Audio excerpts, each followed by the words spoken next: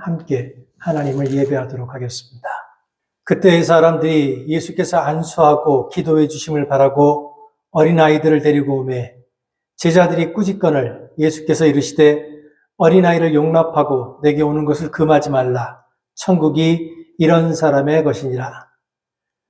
은혜로우시며 긍휼이 풍성하신 하나님, 죄가 많고 허물이 많은 저희를 택하여 주시고 십자가의 은혜로 구원하여 주시니 감사합니다. 즐겁게 부르는 찬송은 하늘 보좌에 이르게 하시며 부르짖는 기도는 보좌 앞에 상달되게 하옵소서. 은혜를 사모하는 모든 성도에게 좋은 것으로 만족하게 채우사 독수리같이 샘을 얻게 하여 주옵소서. 우리가 하나님을 예배할 때 성령님의 감동을 더하사 예배 속에서 들려지는 하나님의 세미한 음성을 듣게 하옵소서.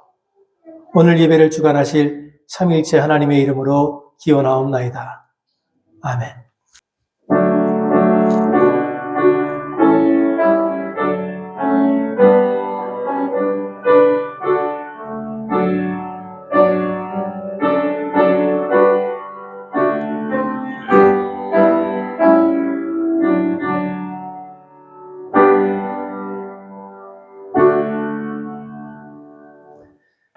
김슬기 집사께서 기도하실 때 다 함께 기도하겠습니다. 사랑과 은혜가 풍성하신 하나님, 지난 한 주간도 저희 한 사람 한 사람 지켜주시고 주일을 맞아 이렇게 한자리에 모여 예배할 수 있게 해주심에 감사드립니다. 링컨이라는 곳이 한인들이 많지도 않은 곳이지만 링컨 한인교회를 세워주시고 그동안의 어려운 가운데서도 지켜주셔서 오늘도 저희 모국어로 찬양하게 하시고 말씀을 듣게 하시고 기도하게 하시니 너무 감사드립니다. 앞으로도 저희가 이 교회에서 주님의 말씀을 나누고 주님의 사랑을 실천할 수 있도록 축복하여 주시옵소서. 최근에 링컨 주변에 발생했던 큰 토네이도로 인해 어려움에 빠진 사람들이 있습니다. 하나님 그들의 마음을 위로하시고 그분들에게 필요한 도움들이 부족하지 않도록 도와주세요. 저희 교회 성도분들도 각자 가지고 계신 기도 제목들이 있습니다. 그 기도들 하나님께서 다 듣고 계신 줄 믿습니다. 저희의 필요를 저희보다 더 잘 아시고 계신 주님의 선한 계획을 믿고 저희는 각자 저희의 자리에서 크리스찬의 삶을 성실히 살아갈 수 있도록 도와주세요.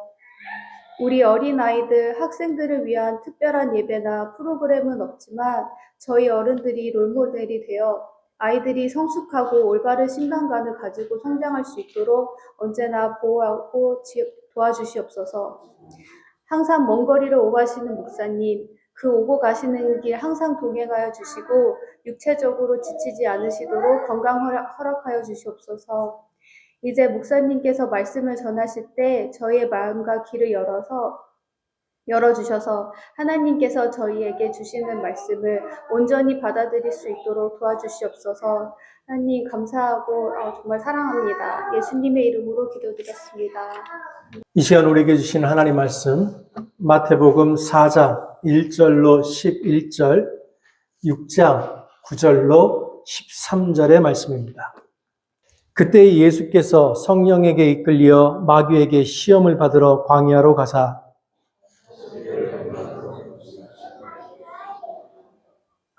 시험하는 자가 예수께 나와서 이르되 내가 만일 하나님의 아들이거든 명하여 이 돌들로 떡덩이가 되게 하라.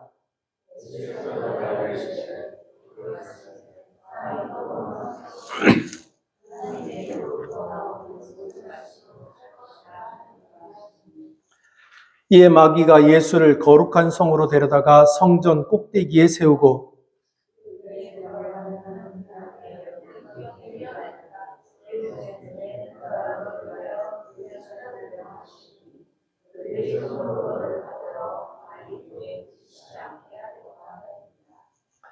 예수께서 이르시되 또 기록되었으되 주 너의 하나님을 시험하지 말라 하였느니라 하시니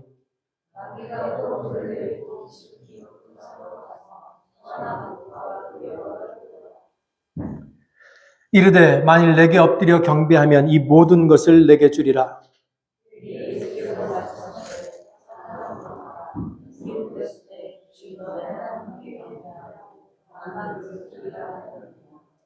이에 마귀는 예수를 떠나고 천사들이 나와서 수종드니라.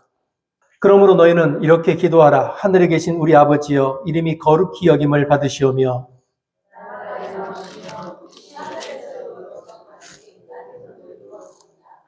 오늘 우리에게 일용할 양식을 주시옵고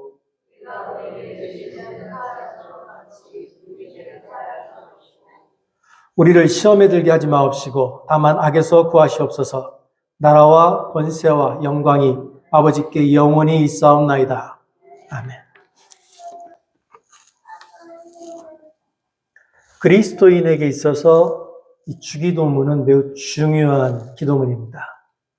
만일 우리가 주기도문에 담겨져 있는 그 숨은 뜻만 제대로 이해할 수 있다면 우리 자신이 함몰되어 있는 궁극적인 목적, 종교의 궁극적인 목적, 우리 자신의 존재 이유, 우리에게 집중되어 있는 그 모든 것들로부터 자유로워질 수 있습니다.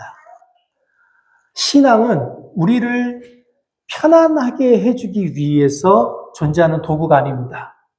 신앙을 개인의 평안을 위해서 사용하려고 하는 그런 욕구, 변형하려고 하는 욕구는 아주 심각한 유혹입니다. 그래서 주님께서 우리에게 기도를 가르치실 때 우리를 시험에 들지 말게 하옵시고 다만 악에서 구하옵소서라는 기도를 가르쳤던 겁니다. 예수님은 하나님이십니다. 우리는 그 하나님이신 예수님의 제자입니다. 그런데 왜 예수님은 우리가 시험에 빠지는 것을 걱정하셨습니까?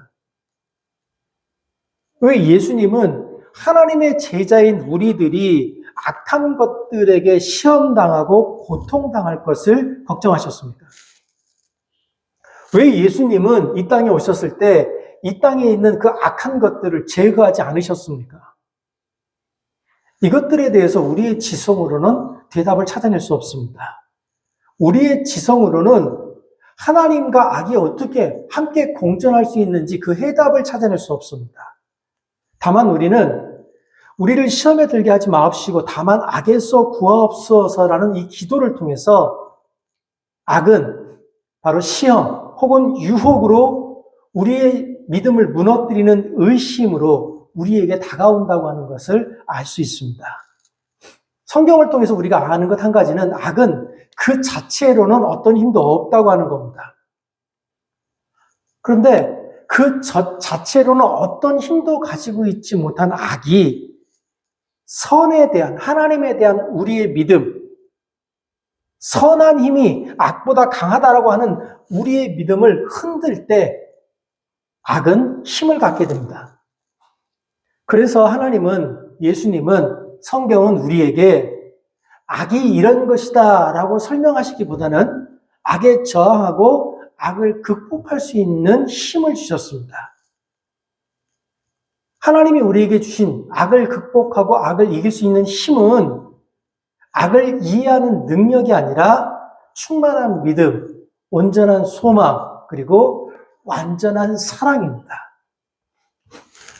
예수님도 이 땅에 계시는 동안 우리와 마찬가지로 끊임없이 유혹에 시달리셨습니다. 악은 단 한 번도 예수님을 내버려 두지 않았습니다. 예수님의 생애를 기록한 이 사복음서를 잘 보면요. 이 사복음서의 내용은 악의 힘을 이기기 위한 악과 싸워서 승리한 예수님에 관한 이야기. 예수님께서 당신에게 다가오는 그 온갖 유혹들을 어떻게 이겨내셨는지에 관한 이야기에 관한 책입니다. 그리고 예수님께서 당신에게 다가오는 악과 그 유혹을 이겨내실 때 사용했던 것이 믿음과 소망과 사랑이라는 것을 복음서는 우리에게 보여줍니다. 예수님께서 세례 요한에게 세례를 받으시고는 성령이 임하시는 걸 경험합니다.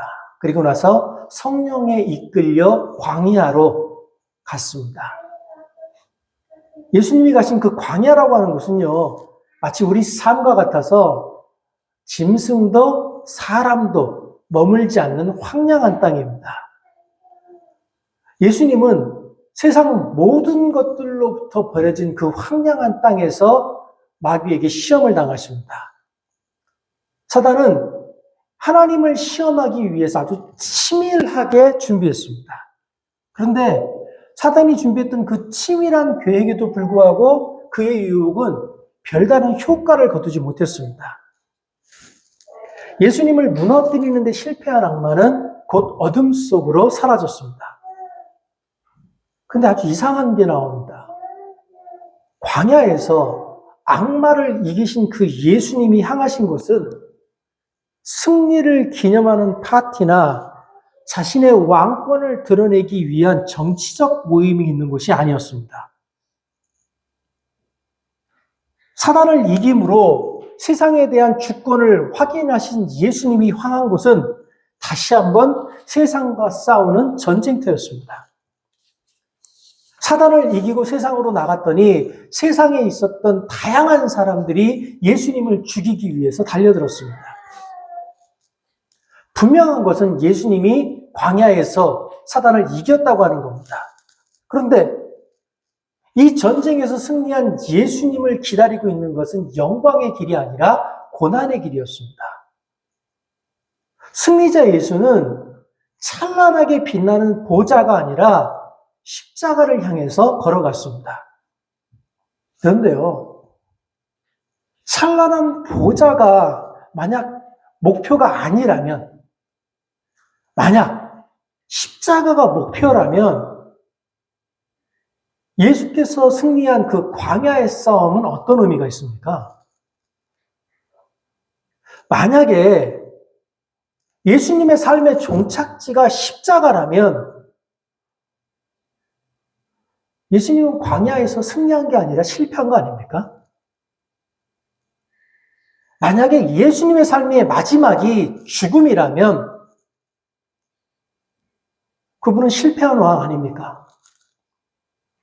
성경은 예수님께서 광야에서 승리했다고 말하지만 실제로 예수님의 삶에 남은 건 상처와 아픔뿐입니다.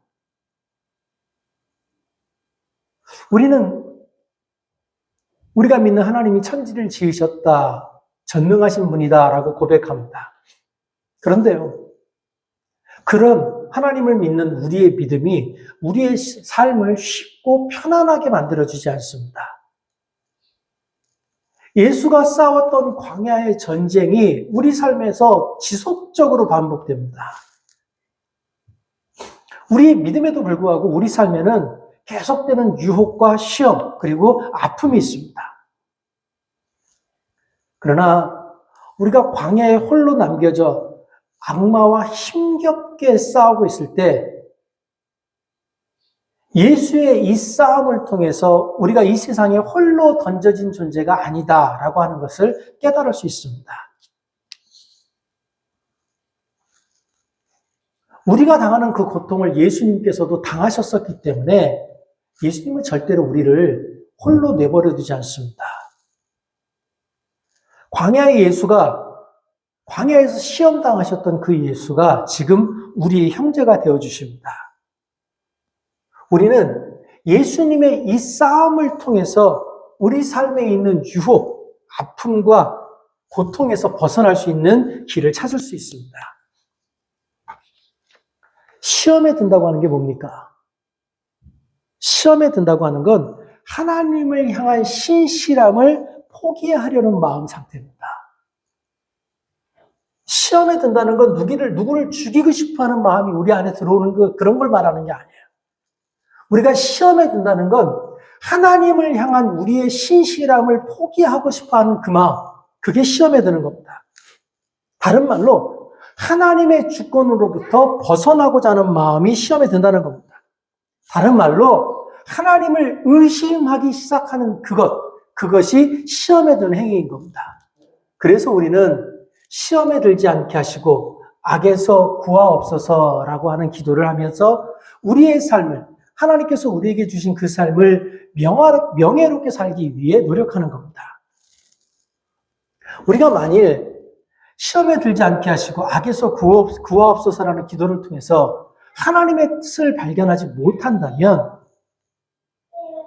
우리는 우리 나름대로 하나님에 대해서 우리만의 원칙을 만들어내고 우리가 만들어낸 그 원칙 안에서 우리는 시험에 빠지게 될 겁니다. 예를 들면 우리가 시험에 들지 않게 하시고 악에 구하옵소서라는 기도를 통해 하나님의 뜻을 발견하지 못하면 우리는 하나님에 대해서 스스로 정의합니다. 하나님은 공의롭고 지혜롭고 언제나 우리에게 가장 좋은 것으로 채워주시는 분이라고 하는 전제를 만듭니다. 우리가 하나님을 그런 분이라고 전제를 해놓으면 그 다음에 하나님이 하실 일은 한 가지입니다. 우리를 행복하고 기쁘게 만드는 겁니다. 하나님은 우리를 행복하게 만드시는 분이다라고 전제를 해놓으면 우리가 믿는 하나님은 절대로 우리를 광야에 그대로 던져놔서는 안 되는 분이 됩니다. 만약 우리가 배가 고프다면 우리가 믿는 그 하나님은 돌덩이를 떡덩이로 바꿔서 우리의 배를 불려주셔야만 합니다.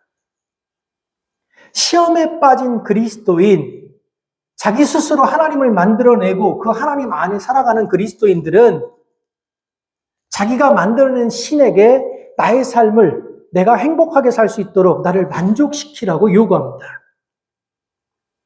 그 신이 우리들을 만족시키는 한 우리는 기분 좋은 어린아이처럼 신나서 교회당을 뛰어다니고 우리가 믿는 그 신의 주변을 뛰어다닙니다. 결국 시험에 빠진 그리스도인은요, 그 그리스도인들이 원하는 것은 신의 뜻을, 자기가 믿고 있는 그 신의 뜻에 복종하는 것이 아니라 신이 자신의 뜻에 따라서 기적을 베풀어 주시는 것을 원합니다. 하나님을 믿는다고 하지만 실제로는 스스로 신이 되어서 신을 부리고 싶은 겁니다. 하나님을 믿고 하나님의 정의를 따른다고 하지만 실제로는 나 스스로가 선악의 기준이 되어서 하나님 자리에 앉고 싶은 겁니다. 그런데 하나님의 말씀은 우리가 원하는 것과는 전혀 다릅니다. 우리가 원하는 것과 전혀 다른 하나님의 말씀이 우리에게 들려질 때 우리 마음속에 의심이 들어옵니다. 우리 마음속에 하나님의 말씀을 의심하는 마음이 자리 잡기 시작하는 겁니다. 그리고 우리는 스스로에게 이렇게 질문합니다. 정말로 하나님이 그렇게 말씀하셨을까? 정말로 하나님이 일을 이런 식으로밖에 처리하지 못하실까? 만약에 정말로 하나님이 살아계신다면 하나님은 당신이 살아계시다고 하는 그 증거를 우리에게 보여주셔야만 하는 것은 아닌가? 우리 중 누구도 우리 삶에 아픔이 있기를 원하지는 않습니다. 그러나 우리의 바람과 달리 우리 삶에는 아주 다양한 아픔들이 존재합니다. 이때 그리스도인은 기도하면서 고통을 잘 이겨내면, 그 고통의 시간을 잘 버텨내기만 하면 그 고통을 통해서 내 믿음이 성숙하게 될 것이라고 믿습니다. 믿음이 좋은 그리스도인들은요, 내가 이 고통의 시간을 잘 견뎌내면 이 고통 가운데 숨겨져 있는 하나님의 뜻을 발견해낼 수 있을 것이라고 믿습니다. 그래서 그들은 자신의 삶에 있는 그 고통 속에서도 신을 향한 경건함을 유지하기 위해 노력합니다. 기도하면서 그 고통의 시간이 끝날 것이라고 믿습니다. 이 기도를 통해서 내가 하나님의 뜻을 발견하기만 하면 이 고통의 시간이 끝날 것이라고 믿습니다. 그런데요, 우리 삶에 있는 고통은 우리 생각과 다르게 끝나지 않습니다. 우리가 생각하기에 우리 삶에 있는 고통이 이 정도면 충분하다라고 생각할 때도 우리 삶에 있는 고통은 지속됩니다. 우리가 생각하기에 더 이상의 고통은 무의미하다고 느끼는데도 불구하고 우리 삶에 있는 고통은 지속됩니다. 이처럼 고통이 우리가 견딜 수 있는 수준을 넘어설 때, 고통이 우리에게 의미 있는 것으로 다가올 수 있는 정도를 넘어섰다고 느껴질 때 누구라도 하나님을 의심하게 됩니다. 고통이 무서운 이유는요, 그 고통이 우리에게 주는 아픔에 있는 것이 아니라 고통이 지속되는 시간에 있습니다. 지속되는 고통은 우리를 지치게 만듭니다. 끊임없이 지속되는 그 고통 속에서 우리의 원수는 우리에게 질문합니다. 네가 말하던 그 하나님이 도대체 어디 있냐? 너는 아직도 이 고통이 하나님께 속한 것이라고 믿느냐? 너는 아직도 이 고통이 의미가 있다고 믿느냐? 너는 아직도 네가 믿는 그 하나님이 모든 것을 합력하여 선을 이룰 것이라고 믿느냐? 그리고 우리의 원수는 그 마지막에 한마디를 덧붙입니다. 차라리 하나님을 저주하고 죽어라.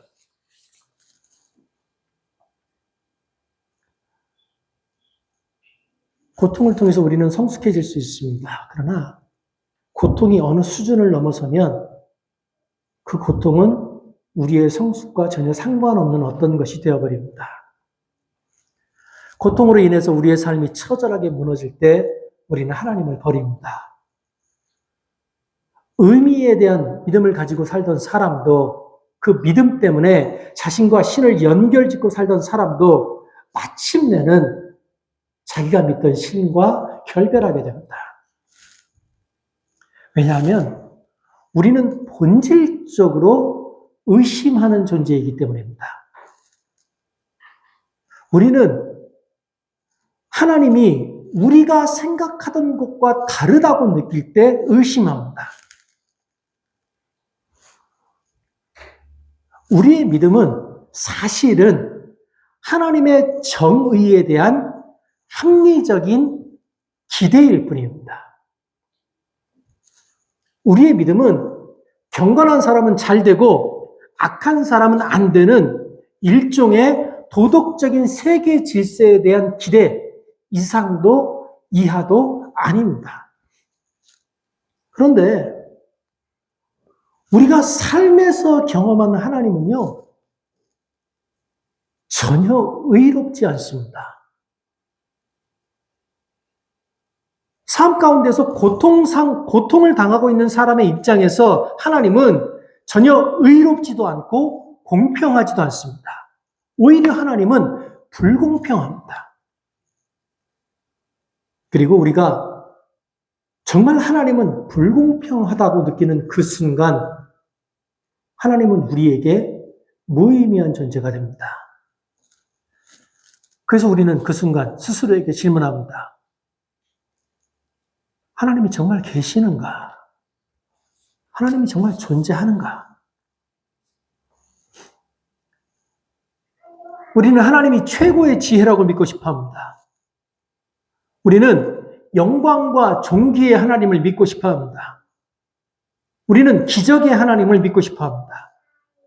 우리는 세상을 넘어서는 위대한 하나님을 믿고 싶어 합니다.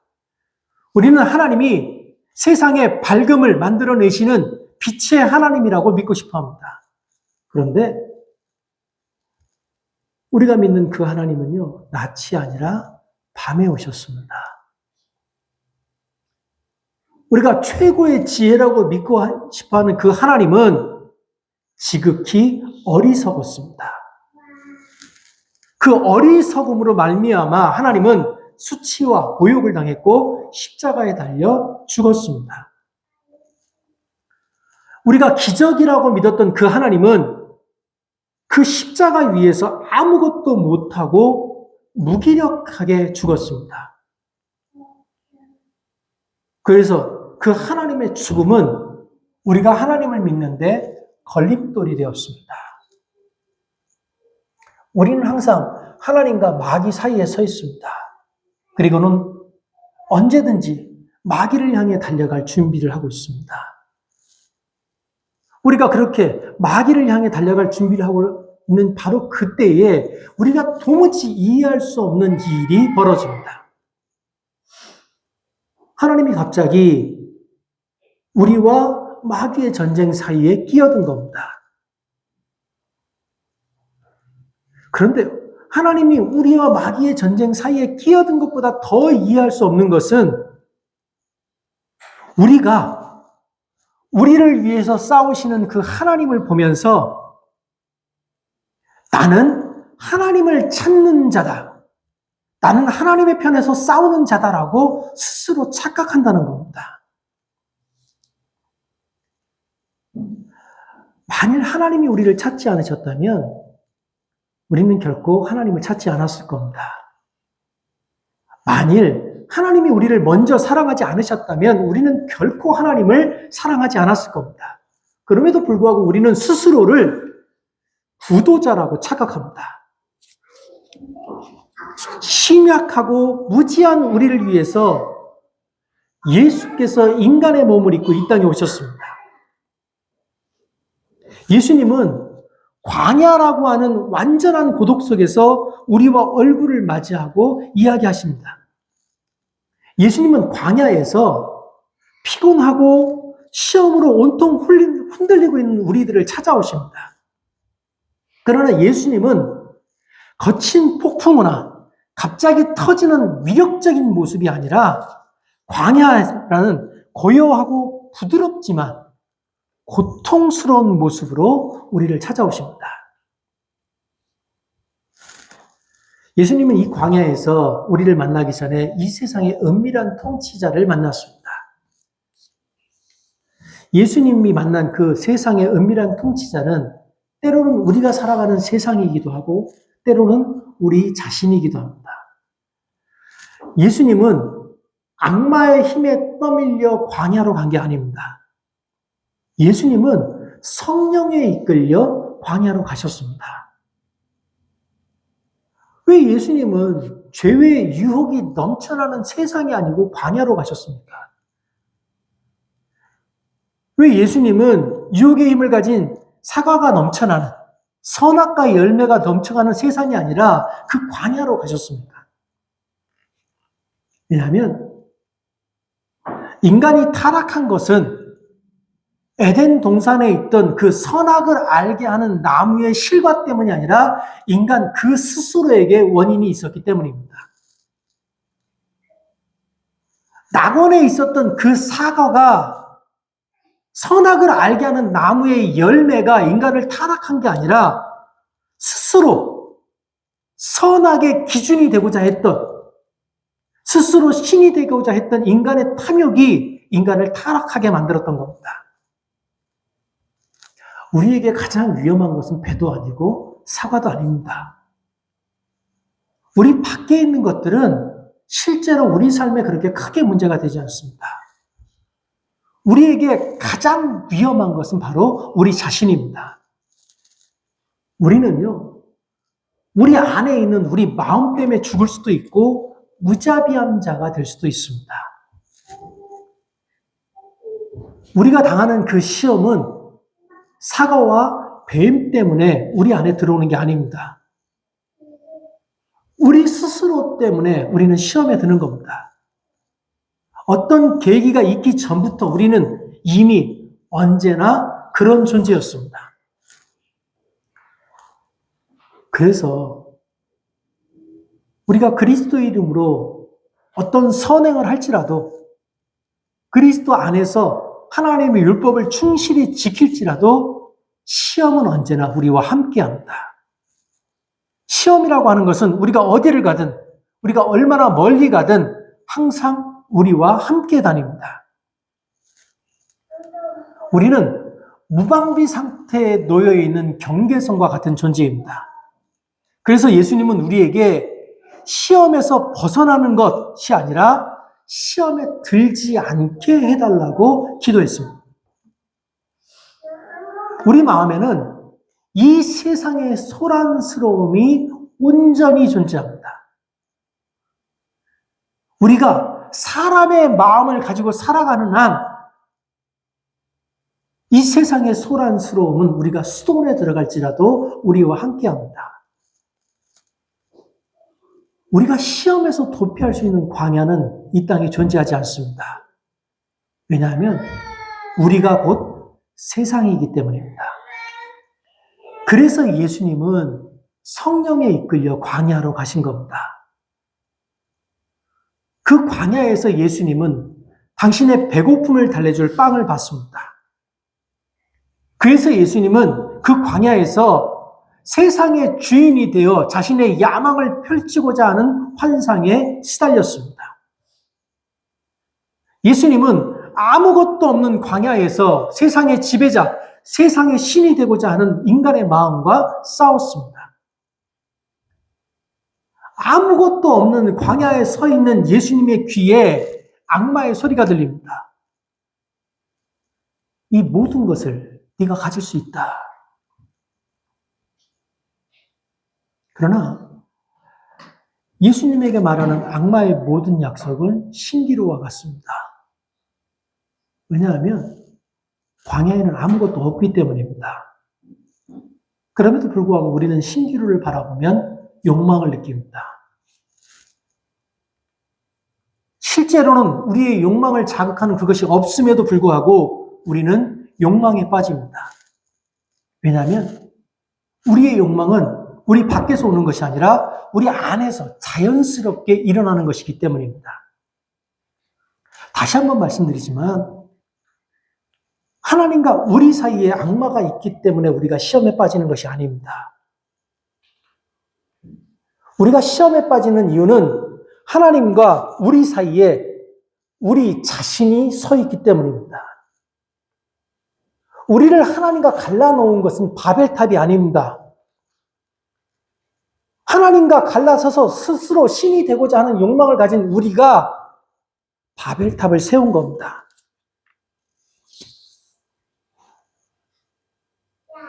광야로 들어선 우리는 더 이상 하나님이 나와 함께 살라고 짝지어준 그 여인 때문에 내가 선악을 알게 하는 나무의 실과를 먹었다라고 변명할 수 없습니다. 왜냐하면 우리가 광야에 들어서는 그 순간 우리는 우리 자신과 마주하기 때문입니다. 광야에서 고독을 느낀다고 하는 것은 스스로를 정면에서 바라보는 것이기 때문입니다. 그래서 우리가 고독을 무서워하는 겁니다. 고독은 치명적인 시험의 자리면서 우리는 거기서 그 광야 속에서 그 고독 속에서 거울의 방인 것처럼 수천 개의 거울에 비춰진 자신의 모습을 보게 되기 때문입니다. 그래서 우리는 그 고독을 피해 번화가를 찾는 겁니다. 혼자 있는 시간을 견딜 수 없어서 TV를 틀어놓고 나는 혼자가 아니라는 환상을 누리는 겁니다. 혼자 있는 그 고독의 시간을 견딜 수 없어서 바쁜 일과 속으로 도망가고 정신없이 우리를 몰아대는 행사 속으로 도망가는 겁니다. 우리는 계속해서 우리를 바라보게 하는 그 고독으로부터 도망칠 무엇인가가 필요한 사람들입니다. 그런데 만약 우리가 고독을 피해 어떤 소란스러운 곳으로 자꾸 도망치고 있다면 그것은 우리가 은혜를 잃어버렸기 때문입니다. 우리가 홀로 있음을 견디지 못한다면 그것은 우리가 하나님과 함께 있음을 견디지 못한다는 증거입니다. 우리와 하나님의 관계가 바로 서 있지 못하기 때문에 고독을 견디지 못하는 겁니다. 우리는 예수가 마주했던 그 광야의 고독이 우리에게 다가오는 것을 견디지 못합니다. 그래서 우리는 우리에게 다가오는 그 고독을 피하기 위해서 우상을 찾아갑니다. 우리의 본성은 자꾸만 고독을 피하고 불안한 본능과 영리한 머리에 부추김을 받아서 항상 누군가와 함께 있으려고 합니다. 왜냐하면 우리는 본능적으로 고독이라고 하는 것이 얼마나 위험한 것인지를 알기 때문입니다. 그러나 우리는 고독 속에서 우리 스스로를 마주해야 하고 스스로를 재판해야 합니다. 우리가 피하고자 하는 그 고독을 이겨낼 수 있는 유일한 방법은 하나님의 은혜가 우리의 삶을 지탱해 주는 겁니다. 우리가 광야의 고독 속에서 우리 자신을 마주할 수 있는 유일한 방법은 예수가 우리에게 보여주신 방법, 곧 하나님이 우리를 위해 싸우시도록 하는 겁니다. 우리의 혈육으로는 고독을 견뎌낼 수 없습니다. 우리가 고독을 견뎌낼 수 있는 유일한 방법은 하나님을 친구로 삼고 그분과 친밀한 관계를 맺음으로 그분이 우리를 위해서 싸우시도록 하는 겁니다. 이것을 위해서 예수께서 성령에 이끌려 광야로 가신 겁니다. 예수께서 우리가 시험에 흔들릴 때, 우리가 고독 속에 있을 때 우리의 형제가 되어 주십니다. 우리가 시험에 흔들릴 때, 우리가 고독 속에 있을 때 예수님은 우리와 똑같은 인간이 되어서 우리를 위해 싸워 주십니다. 그러니 고독을 거부하지 말고 예수님과 함께 그 고독을 걸을 수 있기를 바랍니다. 경건한 순례자들이 고난의 길을 따라 걸으며 각각의 처소에 엎드려 절하는 심정으로 그분과 함께 광야로 갈 수 있기를 바랍니다. 기도하겠습니다.